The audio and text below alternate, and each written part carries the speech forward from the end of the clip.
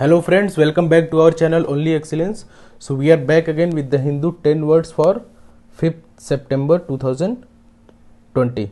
So we'll start right away. First word that we are going to discuss today is alleviate. So alleviate का मतलब होता है, इसका जो हिंदी मतलब होता है कम करना या हल्का करना. सो किसी चीज़ को रिड्यूस करना या उसके इफेक्ट को और हल्का कर देना, उसको हम बोलते हैं एलिविएट. ठीक है. सो मेकिंग सफरिंग डिफिशियंसी और problem less severe, that is known as alleviate. So इसके सिमिलर वर्ड होते हैं आपके रिड्यूस, ईज, रिलीव, ये इसके सिमिलर वर्ड हो जाते हैं. अपोजिट वर्ड अगर बोलें एलिविएट का, सो एलिविएट में क्या हो रहा है, इसका इफेक्ट कम हो रहा है, मतलब वो हल्का हो रहा है. अभी अपोजिट वर्ड इसका हो जाता है aggravate. Aggravate means the situation और the problem it becomes more severe और प्रॉब्लमेटिक हो जाता है. एलिविएट में वो कम होता है. ओके. नेक्स्ट जो वर्ड है हमारा दैट इज रेटिसेंस. ओके. सो रेटिसेंस का जो हिंदी मतलब होता है, रेटिसेंस का हिंदी मतलब होता है मौन. ओके. सो साइलेंस या the quality of being reserve और reticent is known as reticence. Okay. So कोई भी अगर आदमी रिजर्व रहता है, अपने आप पे रिस्ट्रेंट रहता है, और या कोई एक साई बिहेवियर है थोड़ा, या थोड़ी सी हेजिटेंसी है, तो उसको हम बोलते हैं रेटिसेंस. ओके. सिमिलर वर्ड इसके होते हैं आपके इंग्लिश में. एक तो होता है हेजिटेंस, रिलक्टेंस, शाइनेस, ये इसके सिमिलर वर्ड हो जाते हैं. अपोजिट वर्ड अगर बोले इसका रेटिसेंस का, तो एक तो हो जाता है विलिंगनेस, विलिंगनेस और इंक्लिनेशन. ओके. ये इसके अपोजिट वर्ड हो जाते हैं आपके. नेक्स्ट जो वर्ड है हमारा that is assertion. So assertion का मतलब होता है कि अ कॉन्फिडेंस और फोर्सफुल स्टेटमेंट ऑफ फैक्ट और बिलीफ. सो किसी चीज़ को अगर आप बहुत ज़्यादा ही कॉन्फिडेंस या बहुत ज़्यादा बिलीफ से अगर बोलते हैं, तो उसमें आपका अगर उस चीज़ में your claim is very right and you are representing your claim very assertiveness, with very assertiveness, that is known as assertion. So the action of asserting something, किसी चीज़ के बारे में तसल्ली देना, वो एक assertion होता है. या किसी चीज़ के फैक्ट को बहुत क्लियरली या बहुत फोर्सफुली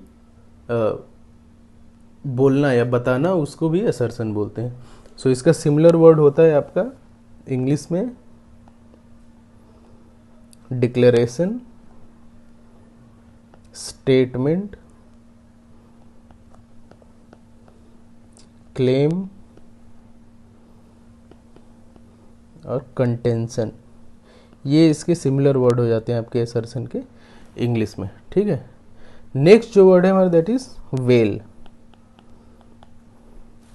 सो वेल, इसके एक्चुअली दो मतलब होते हैं. एक तो मतलब होता है कि किसी चीज़ को कवर, पर्दा या किसी चीज़ को ढक के रखना या पर्दे में रखना.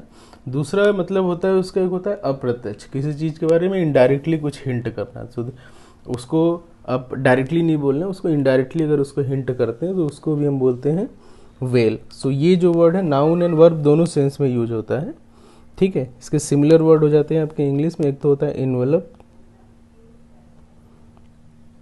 कवर, हाइड और कंसील. ये इसके सिमिलर वर्ड हो जाते हैं इंग्लिश में. अपोजिट वर्ड अगर बोलें, सो अपोजिट वर्ड हो जाता है, एक तो होता है बेयर, डिस्क्लोज, डिस्प्ले और एक्सपोज और रिवील. ये सारे इसके अपोजिट वर्ड हो जाते हैं वेल के इंग्लिश में. ओके. नेक्स्ट जो वर्ड है हमारा that is stifle. So stifle का मतलब होता है आपका किसी चीज़ को दबाना या इसका जो हिंदी मतलब होता है दबाना या गला घोट देना. ठीक है. So to making something to suffocate or to restraining something, that is known as stifle. Okay, so इसके सिमिलर वर्ड हो जाते हैं, मतलब अगर किसी सिचुएशन पे या किसी आदमी पे अगर कोई इनडायरेक्ट प्रेशर डाल के उसको एक्सप्रेस नहीं करने दिया जाता या उसको freely he can not express himself, और वो कोई काम अगर करना चाहते हैं तो वो फ्रीली अगर नहीं कर सकता तो उसको हम बोलते हैं स्टाइफल, जो एक सफोकेट करने का, जो एक रिस्ट्रेंट करने का जो टैक्टिक होता है उसको बोलते हैं स्टाइफल. ओके, सिमिलर वर्ड हो जाते हैं इंग्लिश में आपके, एक तो होता है सफोकेट, चोक,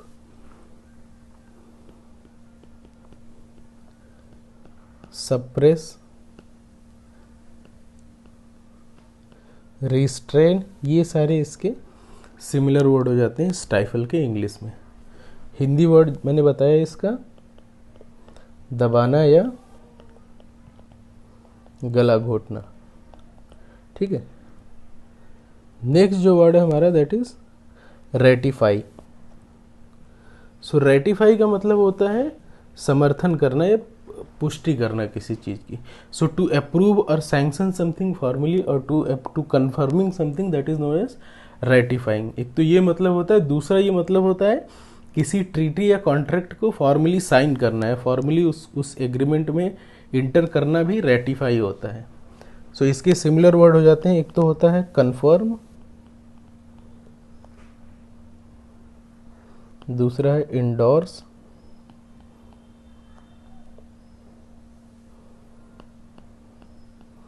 सैंक्शन. ये इसके सिमिलर वर्ड हो जाते हैं.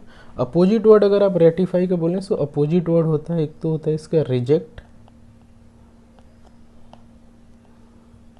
और revoke.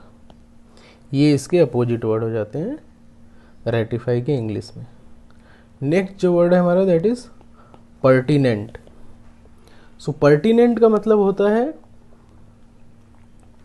Having a clear relevance to matter in hand. So किसी चीज इसका जो हिंदी मतलब होता है ये होता है उचित या संगत. ठीक है, सो किसी पर्टिकुलर मैटर से अगर रिलेटेड कोई चीज़ है, उससे रिलेवेंट कोई चीज़ है, सो उसको हम बोलते हैं पर्टिनेंट. ओके, सो मतलब जैसे एक यहाँ पे जैसे जो इसको जिस रेफरेंस में दिया गया कि member raises issues pertinent to their constituency. अब ये पार्लियामेंट में जो 0 आवर का रेफरेंस है, तो ये रेफरेंस यहाँ दिया गया कि 0 आवर में जो मेंबर ऑफ पार्लियामेंट है वो अपनी कॉन्स्टिट्यूंसी से रिलेटेड जो प्रॉब्लम है वो पार्लियामेंट में रिस्पेक्टिव मिनिस्टर्स को उस पर सवाल पूछते हैं. उस चीज़ में इसको यूज किया गया है. सो इसका हिंदी जो मतलब है ये होता है उचित या संगत.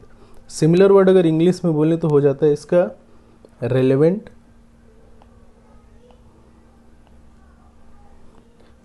टू द पॉइंट और सूटेबल.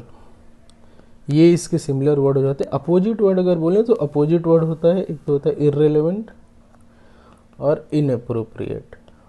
ये अपोजिट वर्ड हो जाते हैं आपके पर्टिनेंट के इंग्लिश में. ठीक है, नेक्स्ट जो वर्ड है हमारा that is oversight. So oversight के एक्चुअली दो मतलब होते हैं. ओवरसाइट के दो मतलब होते हैं. पहला होता है कि unintentional failure to notice something. Say आप कुछ काम कर रहे हैं, उसमें आपने अनजाने में अगर कोई एक गलती हो जाती है, सो आप इसको बोल सकते हैं कि this mistake was due to oversight. आपने उसमें इतना इंटेंशन ध्यान नहीं दिया. सो उस सेंस में इसके जो सिमिलर वर्ड होते हैं, एक तो होता है मिस्टेक, दूसरा होता है इरर और ओमिशन. ये इसके सिमिलर वर्ड हो जाते हैं गलती वाले सेंस में. नेक्स्ट जो मतलब होता है ओवरसाइट का दूसरा जो मतलब होता है कि एक्शन ऑफ ओवरसीइंग समथिंग. किसी चीज़ को मॉनिटर करना, किसी चीज़ को सुपरवाइज करने का जो प्रोसेस होता है उसको भी ओवर साइट बोलते हैं। सो उसमें इसका जो हिंदी मतलब होता है वो होता है निरीक्षण, निरीक्षण या पर्यवेक्षण, ठीक है। सो उस सेंस में इसका जो सिमिलर वर्ड होता है इंग्लिश में वो होता है सुपरविजन, सर्वेलेंस और इंस्पेक्शन। ये इसके सिमिलर वर्ड हो जाते हैं आपके निरीक्षण वाले सेंस में। सो ओवरसाइट के दो मतलब हैं, एक मिस्टेक करना, गलती करना, अनइंटेंशनल। दूसरा जो है किसी चीज़ को मॉनिटर करना, किसी चीज़ पे उस पर सुपरविजन रखना या इंस्पेक्शन वाले सेंस में उसको देखना। नेक्स्ट जो वर्ड है हमारा दैट इज इंसॉल्वेंसी।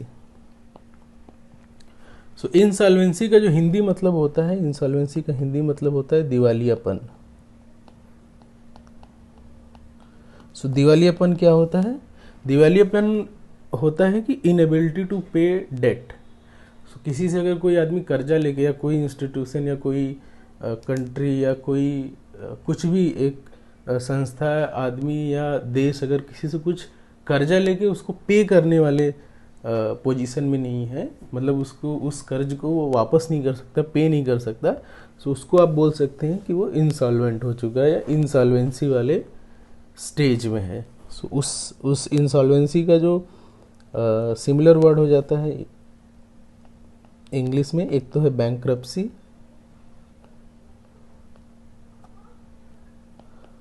दूसरा है फेल्योर,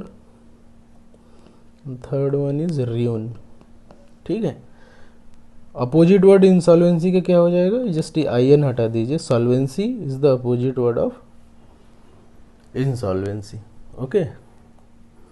नेक्स्ट जो वर्ड है हमारा दैट इज रेस्ट, ठीक है, WREST, रेस्ट।